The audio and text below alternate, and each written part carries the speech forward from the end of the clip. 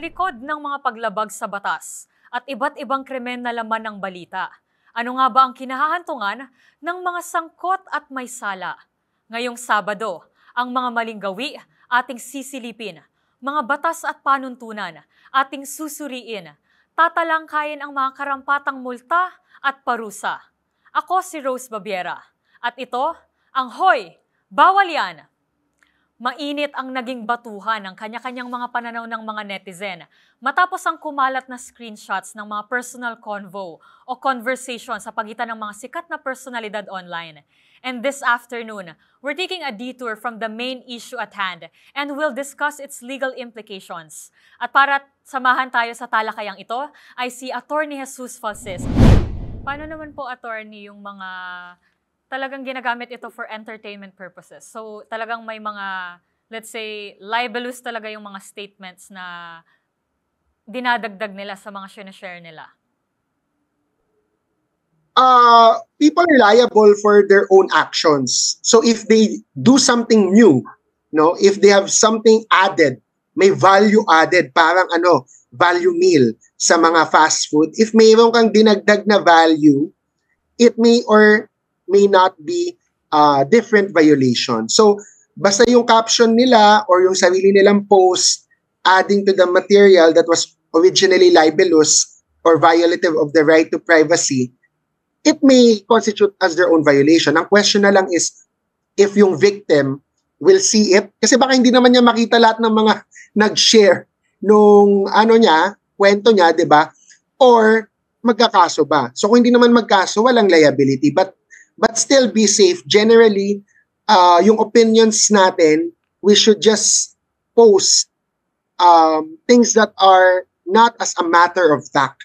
Hindi tayo dapat laging sigurado na X is this kind of person na parang may factual allegation tayo. Kasi sa sarili nating pagdagdag, meron tayong sariling pagdagdag na baka violation. Alright. I'm throwing off another parang specific or special circumstances. Paano po kapag, for example, attorney, may screenshot na pinost pero pinost po ito sa mga close friends IG stories. Dito po pinipili nyo or finifilter nyo kung kanino nyo lang ipapakita. But the conversation does not involve the person who uploads it. It involves the another set of people na hindi included or hindi kasama yung nag-post. Pero sa IG story niya na close friends, kung saan pili lang po yung mga tao na sinashare niya nung screenshot na yun.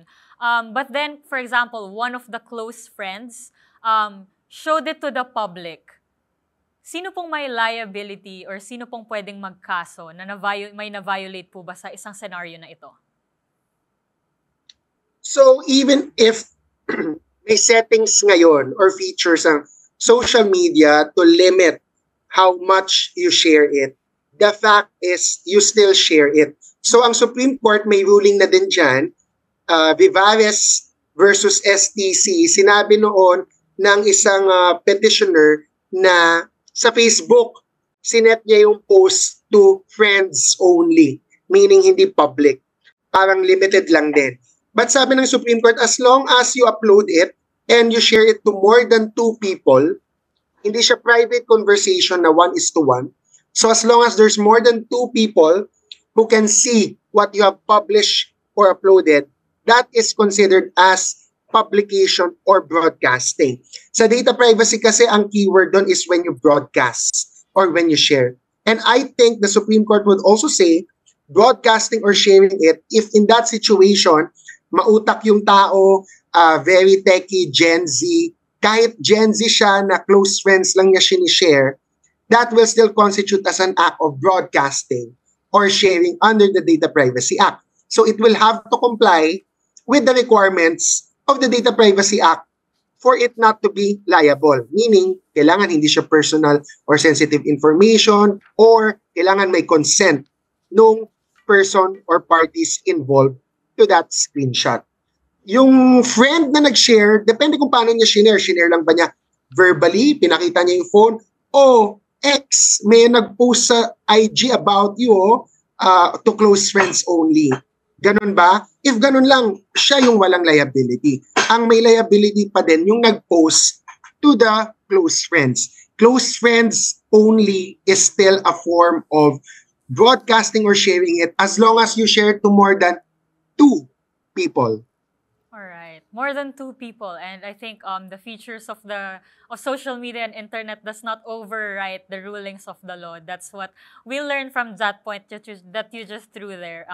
Attorney, you talk about the Safe Spaces Act. When I was looking over this issue, hindi po ito lumalabas madalas ano. Can you tell us more about how this whole issue, yung pagkuha ng simpleng screenshot at pagbo-broadcast nito, can you expound more how it violates the Safe Spaces Act? So if you look at Section 12 of the Safe Spaces Act, may tinatawag na GBOSH.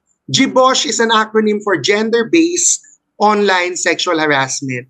And it says GBOSH includes acts that use information and communications technology, or ICT, in terrorizing and intimidating victims.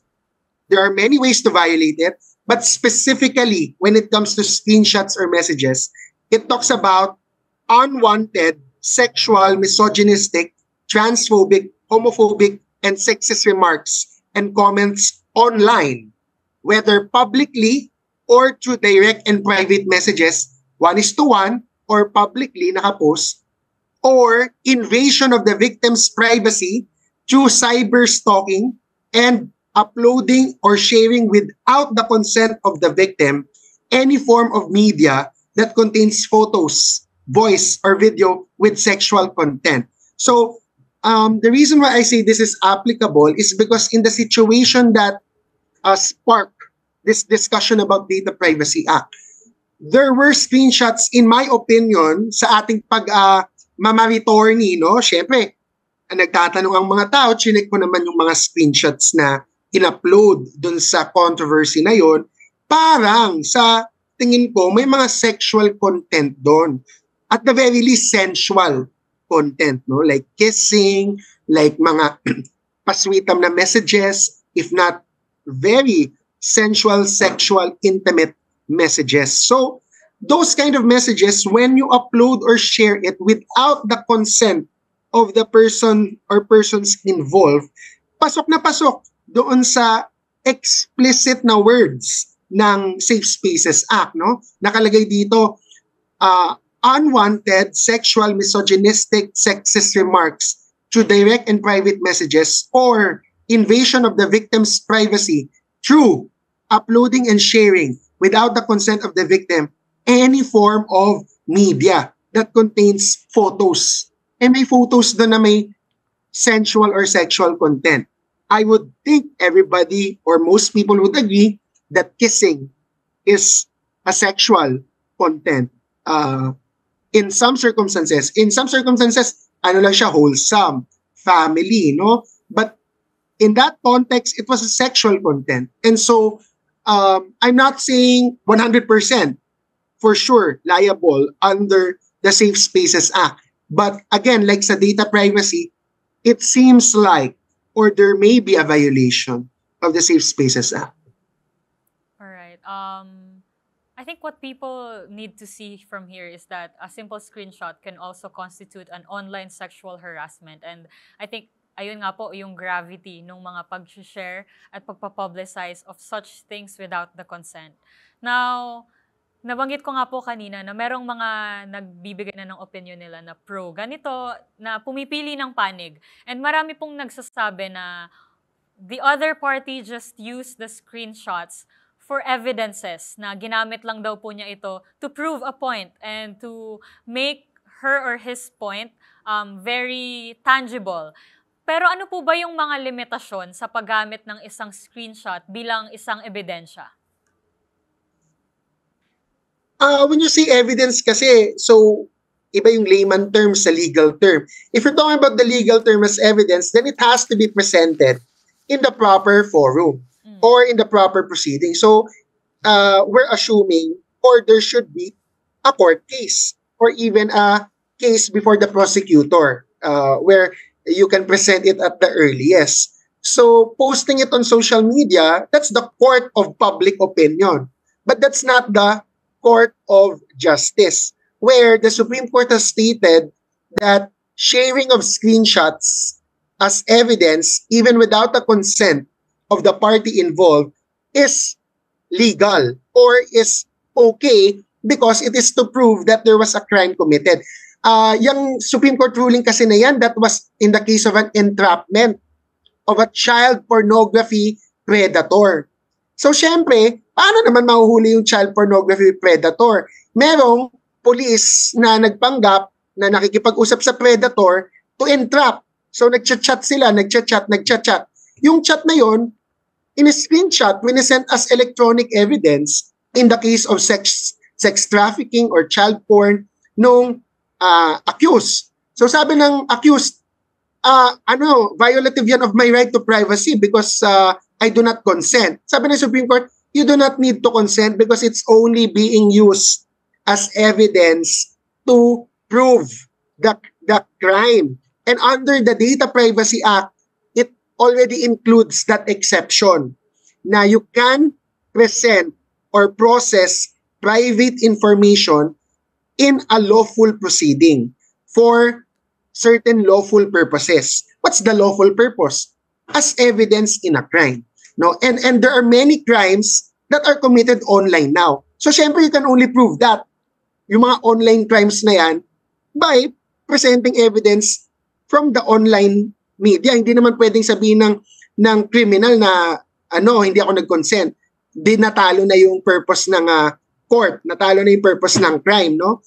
But in the situation that sparked this controversy, nag-post siya in the court of public opinion, not in the court of justice. So, that Supreme Court ruling will definitely not apply in his or her case because nag-upload siya. Dapat nag-file muna siya ng kaso, which I already stated in my Facebook post that went viral, na she could or he or she still could file a VAUC, Violence Against Women case. And then doon niya present yung screenshots as evidence. And then doon, okay yun. Alright, so magagamit po yung mga screenshots as evidences if ito ay na-present in a forum such as used as in a criminal case, correct? Is that what you're trying to say, Attorney? Yes. Alright. Yes. Yes, you've mentioned earlier nga po na there are proper ways to call out or expose some issues. And nabanggit nyo na po ito kanina, yung paglapit sa VAUC or pagpursue ng crime sa VAUC. Can you talk more about this? Are there step-by-step procedures that a victim could do? Just a proper way or a proper forum for he or she to pursue kapag gusto niyang i-call out ang isang bagay kung saan siya ay biktima. What are the proper ways or proper procedures na pwede po niyang isa-ilalim yung kanyang sarili?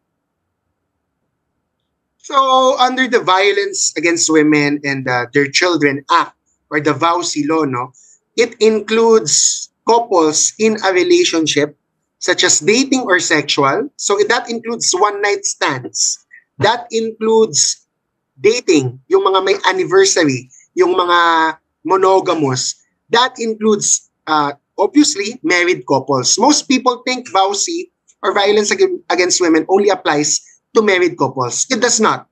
It also includes any dating or sexual relationship. Basta nag-date kayo or nag-sex kayo, one-night stand, even once, tapos may nangyaring violence, and there are 4 types of violence: physical, emotional or psychological, sexual, and economic or financial. So those are the 4 types.